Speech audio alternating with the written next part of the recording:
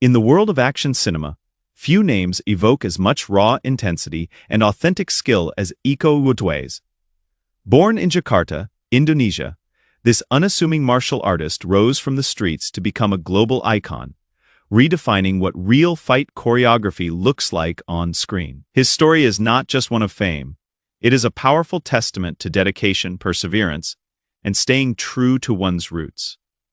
Today, we explore the extraordinary journey of Iko Uwais, a man who turned passion into legacy. Imagine a young boy in the bustling, chaotic streets of Jakarta, where the air hums with the sounds of traffic and the distant calls of street vendors. This is where Iko Uwais' story begins, a narrative woven from threads of tradition, hardship, and unyielding determination. His life serves as a beacon for anyone who has ever dreamed of transforming their innate talents into something world-changing. As we delve deeper, we'll uncover how his roots in Pencak Silat not only shaped his body but forged his spirit, reminding us that true strength comes from within. Iko Uwais, born Uwais Corny on the 12th of February 1983 in Jakarta, came from a family deeply rooted in tradition. His parents, Mustafa Kamaluddin and Mayziro Kamaluddin, instilled in him values of humility and hard work from an early age. But it was his grandfather, H. Ahmad Bunawar, who left an indelible mark on his life. H. Ahmad Bunawar was no ordinary elder. He was a revered master of Pencak Silat, the ancient Indonesian martial art that blends fluid movements with deadly precision. He founded his own Silat school where generations learned the art not just as a form of self-defense, but as a way of life. Growing up in this environment, young Iko was surrounded by the rhythmic sounds of training, the sharp slaps of hands against pads, the grunts of exertion, and the philosophical teachings that accompanied every lesson. At just 10 years old, Iko began training under his grandfather's guidance, immersing himself in a discipline that combines striking, grappling, and weaponry. Pencak Silat, often simply called Silat, is more than a fighting style. It is a cultural heritage passed down through centuries in Indonesia. Originating from the Malay archipelago, it encompasses hundreds of regional variations, each with its own techniques and philosophies. Iko specialized in Silat Tiga Barantai, a form known for its chain-like sequences of attacks that flow seamlessly from one to another, emphasizing adaptability and efficiency in combat. Before the spotlight found him, Iko led a simple, grounded life. He worked as an operational driver for Easia, a telecommunications company in Indonesia, navigating the congested roads of Jakarta day in and day out. This job was far from glamorous. It involved long hours, modest pay, and the constant grind of urban life. Yet, even amid this routine, Silat remained his true calling. He trained relentlessly after work, honing his skills in local dojos and competing in tournaments. In 2003, at the age of 20, he placed third in a regional competition, a small but significant validation of his growing prowess. 2 years later, in 2005, he achieved national recognition by winning the Jakarta Championship in the demonstration category, showcasing the artistry and power of Silat to a wider audience. These early victories were crucial. They built his confidence and exposed him to the competitive world of martial arts.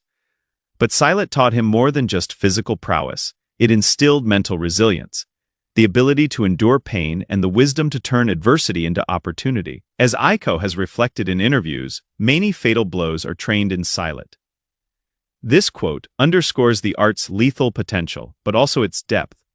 Silat isn't about mindless violence, but about controlled power, strategy, and survival. For Iko, these lessons carried him through life's challenges, from financial struggles to the uncertainties of pursuing a passion in a country where martial arts fame was rare. Imagine dedicating years to mastering an art form with no guarantee of reward. That is the power of passion. As Iko himself has said, "Making a living out of my real passion, which is Silat, that is certainly a privilege."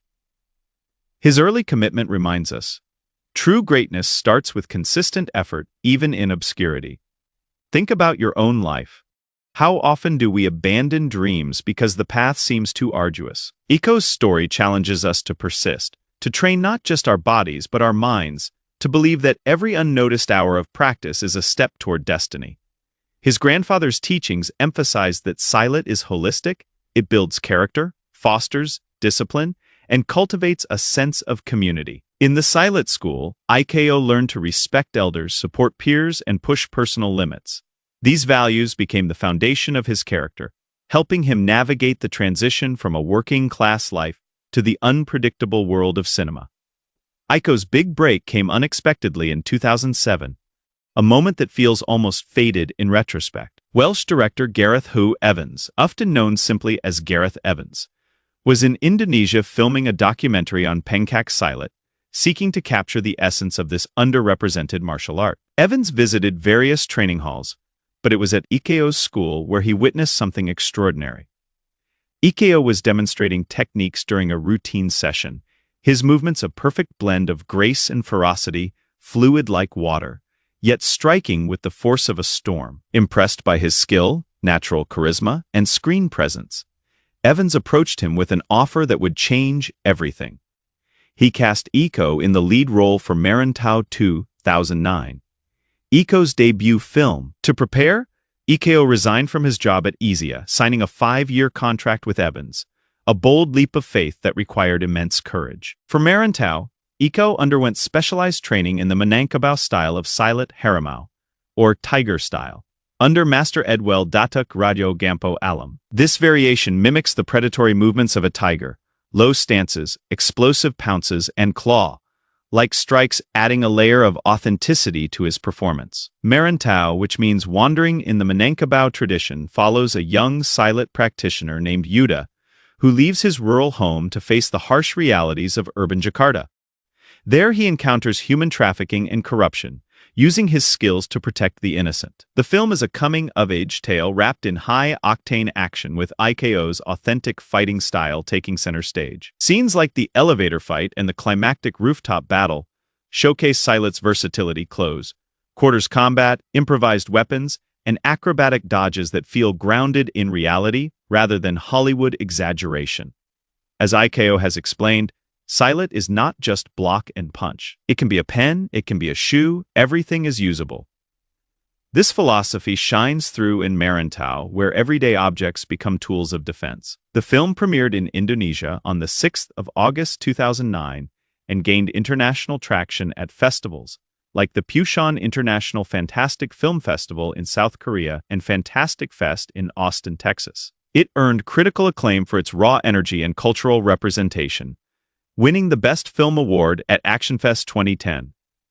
For Iko, this was more than a debut. It was validation that his lifelong dedication could transcend borders. The partnership with Evans marked the beginning of a revolutionary collaboration, one that would elevate Indonesian cinema to global heights. Motivational takeaway here: opportunities often arrive disguised as chance encounters. Iko wasn't seeking fame. He was simply excelling at what he loved. This reminds us to hone our skills diligently.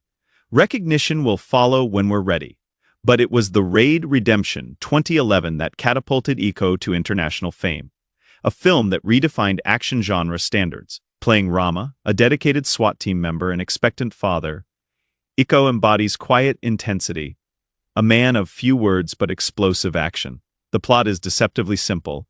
An elite police squad raids a high-rise apartment building controlled by a ruthless crime lord, Tama Riyadi. What ensues is a brutal survival game, floor by floor, as officers face waves of armed thugs.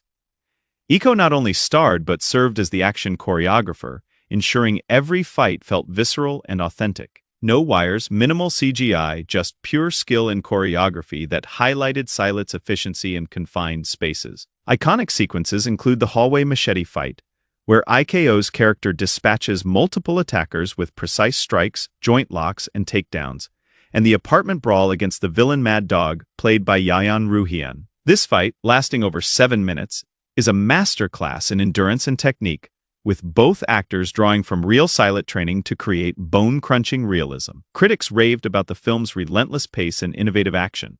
Roger Ebert called it one of the best action movies I've seen, while it holds at 87% on Rotten Tomatoes. Released in Indonesia in 2011 and mid-2012 in the US, The Raid became a global phenomenon, grossing over $15 million worldwide on a modest budget. It put Indonesian cinema on the map, proving that non-Hollywood films could compete in the action arena. For Iko, this was a turning point. He went from local talent to international sensation overnight. Yet, he remained humble, crediting his success to teamwork and his roots. As he noted in an interview, Silat is like kung fu but close combat, and it has its own traditional character. This film not only showcased his physical abilities but his emotional depth as Rama's personal stakes, protecting his family AD layers to the chaos. The success of The Raid inspired a sequel, The Raid 2 2014, which expanded the story into a sprawling crime epic. Iko reprised his role as Rama, now undercover in Jakarta's dismantle a corrupt syndicate. The narrative weaves political intrigue with gang wars, allowing for even more ambitious fights.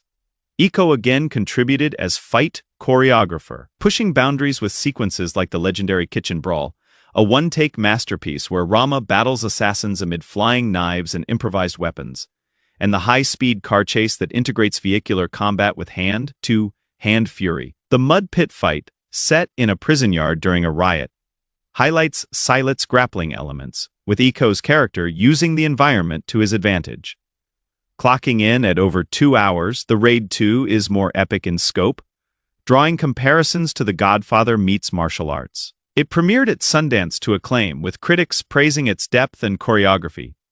Iko's performance evolved, showing vulnerability amid the violence, humanizing the action hero trope. This film solidified his status as the heir to legends like Bruce Lee and Jackie Chan, blending Eastern traditions with modern storytelling. Following The Raid 2, Iko explored diverse roles. In 2013, he made his U.S. debut in Keanu Reeves's directorial effort Man of Tai Chi, playing Galang Sanjaya in a small but memorable role that pitted Silat against Tai Chi. Though brief, it introduced him to American audiences and opened doors to Hollywood. Films like Headshot 2016 further cemented his reputation. Directed by the Mo brothers, Kimo Stambol and Timo Tjahjanto, Iko stars as Ismail Fayubdi, an amnesiac man washed ashore with a head wound who must rediscover his past while fending off assassins. The film is a gritty revenge thriller, with Iko's Silat on full display in brutal encounters, including a warehouse melee and a final showdown that tests his limits. Reviews highlighted his charisma and the film's innovative use of memory loss as a plot device, earning it a cult following. In 2017, Iko joined Beyond Skyline, a sci-fi action sequel where he plays Sua, a resistance fighter against aliens, also choreographing the fights. This marked his foray into genre blending, merging Silat with special effects. The following year brought The Night Comes for Us 2018, directed by Timo Tjahjanto, where Iko plays Aryan, a triad enforcer turned protector. The film is a blood-soaked odyssey of betrayal, featuring epic battles like the butcher shop fight with Julius Stell and the climactic duel against Joe Taslim. Iko also served as action coordinator, ensuring the choreography's authenticity. This project reunited him with the Raid alumni, creating a sense of continuity in Indonesian action cinema. Hollywood soon came calling with greater force. In 2015, Iko appeared in Star Wars: The Force Awakens as Razu Chinfi, a smuggler in Maz Kanata's castle. Though a cameo, it was a milestone, sharing the screen with icons like Harrison Ford. Director J.J. Abrams even asked Iko to choreograph a lightsaber fight, but it was deemed too violent for the film. This anecdote highlights Silat's intensity and Iko's expertise. In 2018, he starred in Mile 22 opposite Mark Wahlberg, playing Lee Noor, a mysterious informant. As co-fight choreographer, Iko infused the action with Silat flair, particularly in the apartment ambush scene. The film, directed by Peter Berg, explored themes of espionage and trust, allowing Iko to showcase dramatic range. That same year, he led Netflix's Wu Assassins 2019 Faye 2022, playing Kai Jin, a chef-turned-mystical warrior. As producer and lead fight choreographer, Iko blended Silat with supernatural elements, choreographing intricate sequences that incorporated elemental powers. The series ran for one season but spawned a sequel film, Fistful of Vengeance 2022, where he reprised the role. In 2019, Iko lightened up with the action comedy Stuber, playing Oka Tejo, a villain pursuing Dave Bautista and Kumail Nanjiani. His choreography added humor to the fights, like the convenience store brawl, proving his versatility. Continuing his ascent, Iko joined Triple Threat 2019, sharing the screen with martial arts stars like Tony Jaa, Scott Adkins, and Michael Jai White.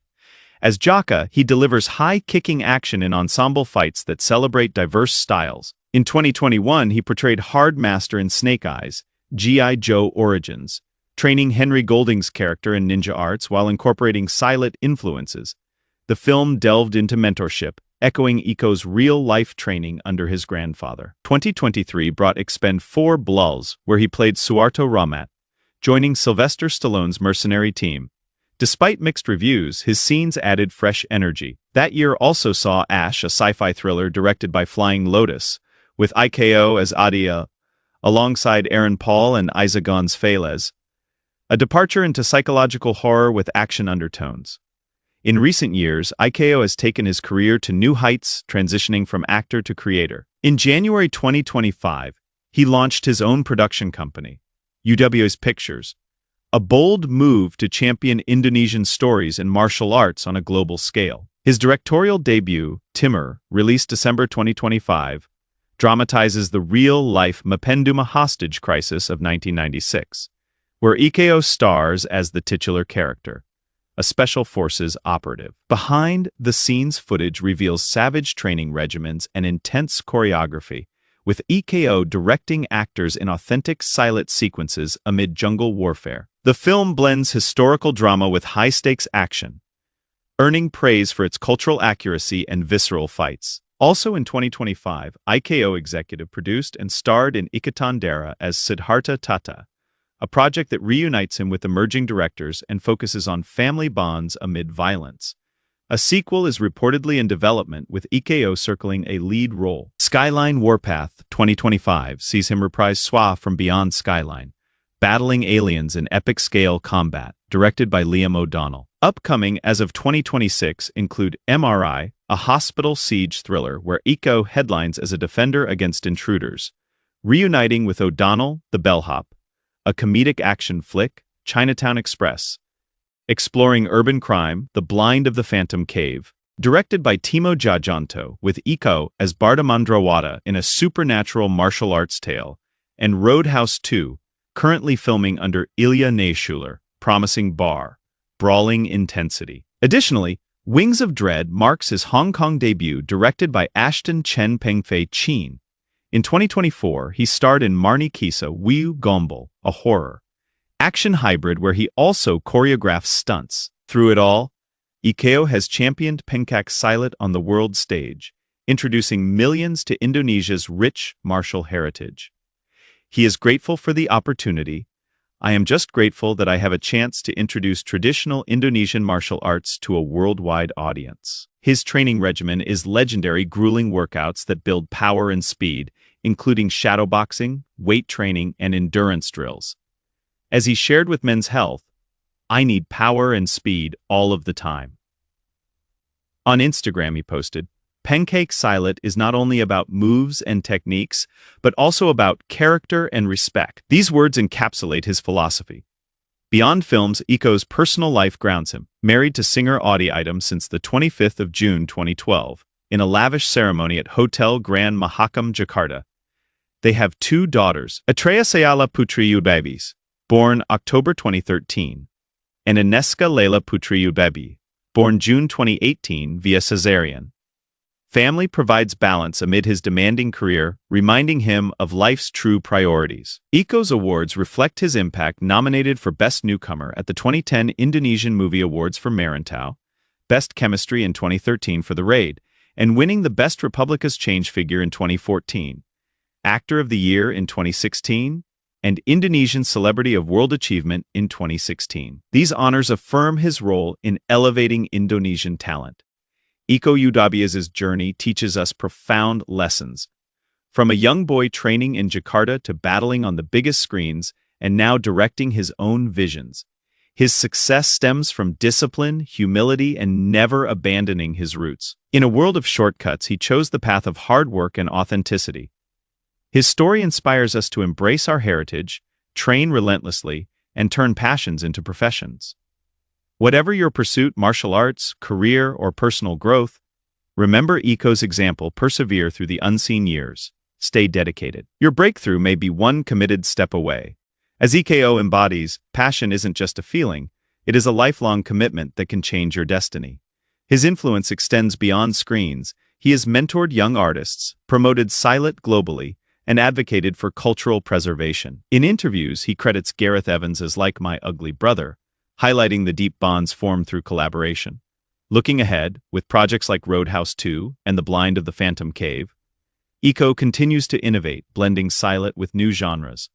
Thank you for watching. If Iko Uwais' story inspired you, like, subscribe, and share your thoughts in the comments. What is your favorite Iko Uwais fight scene?